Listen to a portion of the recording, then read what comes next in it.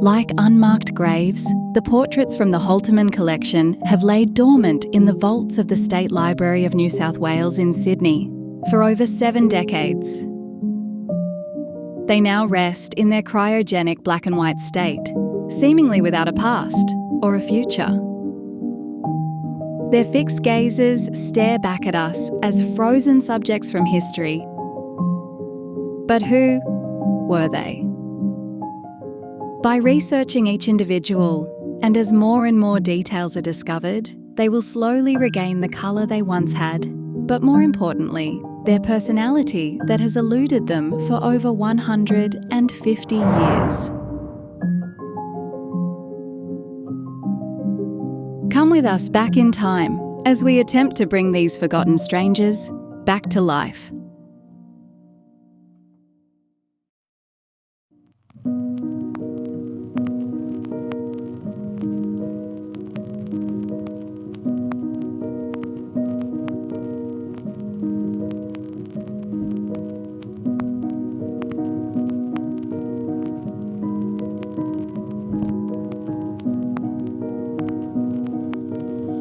It is New Year's Day, 1851. The sun has crossed the range and approaches to the noon. It is a roasting day. In the many gullies and on the mild levels, the rough herbage is parched. Grey Jew lizards lie motionless on the ends of logs or perch on stumps, blinking their eyes as they calmly survey the lower landscape. Snakes coil and creep from their coverts and make their wriggling way down to little water holes for frogs. A dingo mooches along upon his beat. Bush birds chatter in the grey timber. No man or woman pass by. This is Tambaroora before they came.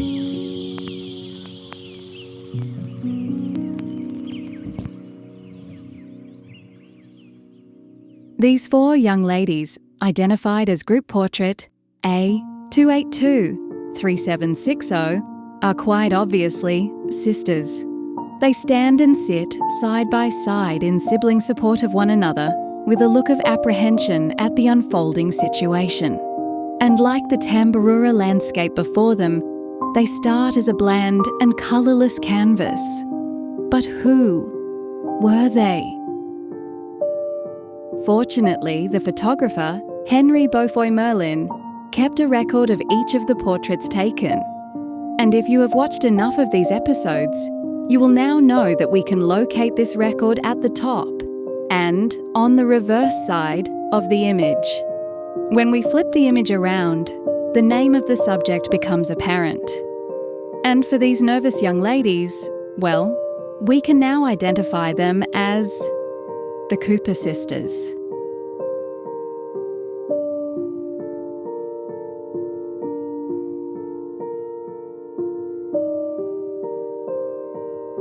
The Hill End and Tambaroora people and their occupations records soon unearths a likely match, and their names were Thomas and Anne Cooper. The Cooper name is synonymous with the family-owned Australian beer brewing company, Coopers. And while there is no suggestion that there is a family link, this particular Cooper family did have a pub and was located in Tambaroora, and it was called the Tambaroora Inn. A family tree search uncovers a Thomas Sheridan Cooper and Mrs. Anne Cooper, née Bunn, who were both born in England. It further elaborates that they had 6 known children, all born in Tambaroora, and all of which were girls. We now know that there are 6 girls, but only 4 of them appear in the Cooper sisters' portrait. But which of the 6 girls were they?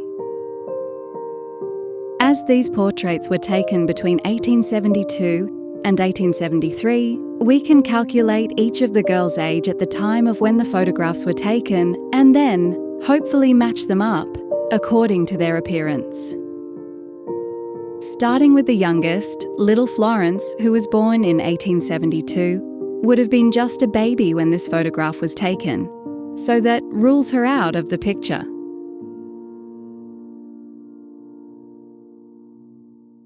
The next child was Fanny Elizabeth, who was born in 1868, placing her age at the time of the photograph at just 5 years old, and therefore also ruling out any age comparison to the 4 girls in the main portrait. This then leaves the 4 candidates. But who was who?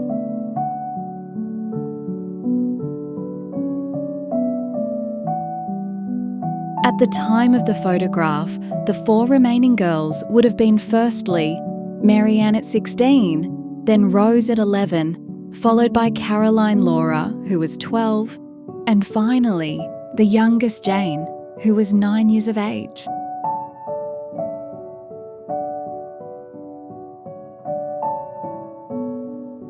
Now that we have established who was who, we will begin with each girl individually, starting from left to right in an attempt to peel back the black and white layers. As their lives are revealed, I ask you to focus all of your attention to the relevant subject and see the slow transition from how we now see them and how they would have appeared in the winter of 1873. As mentioned, starting from left to right, we will see what became of Caroline Cooper. Caroline was born in 1861 at an area of Tambaroora called the Dirt Holes. And while this name doesn't sound very appealing, it was, however, one of the most prolific alluvial gold producers in the entire district. Caroline, along with her parents, grew up in her father's hotel called the Tambaroora Inn. In 1872, the American and Australasian Photographic Company rolled into town, headed by Beaufoy Merlin and his young assistant, Charles Bayliss. They quickly established their studio across the street from the Hill End Public School, which still survives today, 2025. Her father, Thomas, had obviously been quite successful in the hotel business and was able to afford the family with many portraits of his wife and most of her daughters taken in this studio. As stated, by the time this photograph was taken, Caroline would have been at most 12 years old. In 1876, just 3 years later, and it's unclear as to the circumstances, but it appears that her mother Anne may have fallen quite ill. Unable to care for her 6 girls alone, Caroline at least was sent to Sydney, and possibly with a relative named Mrs. Gray, at her home in the suburb of Glebe. It was here that Caroline Laura Cooper sadly passed away on the 18th of May, 1876. She died from unknown causes. She was just 16 years old. For her mother Anne, the loss of her daughter at such a young age must have been rid with guilt and emotion, a combination that her ailing body could not defeat. She died on the 30th of May, just 12 days later. Standing to her left is her younger sister, Rosa. Born just a year later, Rosa was also born at the Dirt Holes just 5 days before Christmas Day on the 20th of December 1862. In 1882, at the age of 20, Rosa married Frederick Sedgwick Hodge, a family name synonymous with the Hill End and Tambaroora district. The following year, Rosa and Frederick settled in the New South Wales town of Narrandera, 460 kilometres to the southwest of Tambaroora, where they had the first of 6 children between 1883 and 1895. At the age of 73, Rosa and her husband were living in the Sydney suburb of Rose Bay. It was here that her husband Frederick passed away in 1936. As a widower, Rosa remained in Rose Bay until her death, on the 28th of December 1949, at the age of 87. The eldest of the 4 girls was Mary Ann. As with her preceding sisters, Mary was also born at the Dirt Holes, 2 days after Christmas on the 27th of December 1857. By 1872 or 73, when this photograph was taken, Mary was at least 16 years of age. Following the untimely death of her mother in 1876, Mary was 19 and probably replaced her mother as the matriarch of the family. However, by the following year, 1877, at the age of 20, Mary married Ernest Smith in Hill End. Between 1878 and 1883, Mary had at least 5 known children, all born in Tambaroora. Following on from the birth of their last child in 1888, the family purchased 500 acres 340 kilometres south of Tambaroora at an area called Throsby Park Estate near Moss Vale. In 1915, Mary's eldest son Thomas, who was named after her father, was a captain in the Australian Armed Services. He was sent to Gallipoli, where he was killed in action. Mary and Ernest remained in Moss Vale for about 25 years before moving to the Sydney suburb of Baulkham Hills. It was here that her husband of 57 years passed away on the 2nd of November 1934. Mary survived her husband for a further 4 more years when she herself passed away at her home in Baulkham Hills on the 18th of April 1938 at the age of 81. The youngest of the quartet, but certainly by no means the youngest of the family, was Jane Lucy Cooper. Jane is simply stated as being born in 1864 in Tambaroora, and not the dirt holes as with her older sisters before her. When Jane was selected to feature in this studio portrait with Caroline, Rosa and Mary, she was just 10 years old. Jane's life is not as well documented as her big sisters'. However, it is known that by the mid-1880s she was residing in the Sydney suburb of Leichhardt, where most of the Cooper family now appear to be concentrated. At the age of 24, Jane married John Howley on the 29th of November 1888, here in Leichhardt. By the following year, 1889, Jane and John were living 276 kilometres to the southwest in the town of Yass.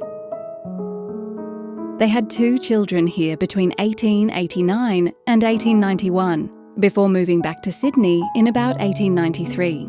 They settled in the suburb of Drummoyne, where they had 3 more children between 1893 and 1899. By the time she had her last child, Jane was 35 years of age.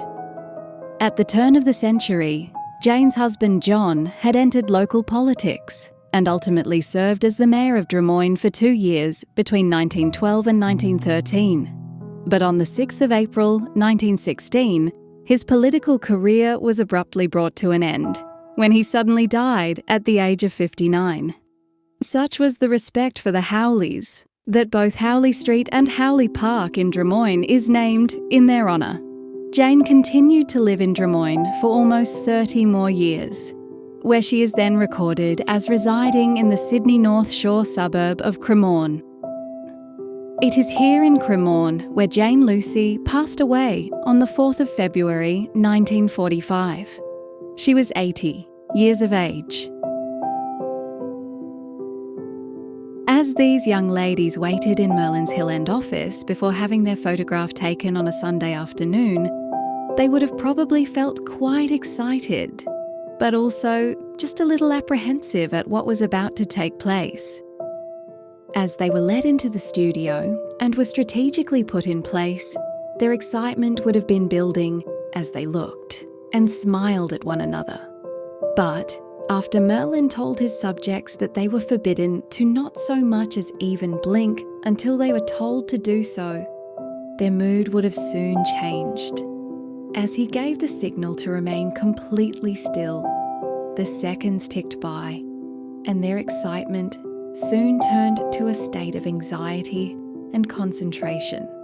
As a result, these beautiful and happy young ladies were grouped together with a period of people seen as being way too serious and without personality. It seems a little unfair that these girls were judged for a 10-second period of their lives in 1873, Because, as we now know, they lived for much more than 10 seconds on a Sunday afternoon in Hill End. Okay, girls, you all did very well. You can now relax and be yourselves.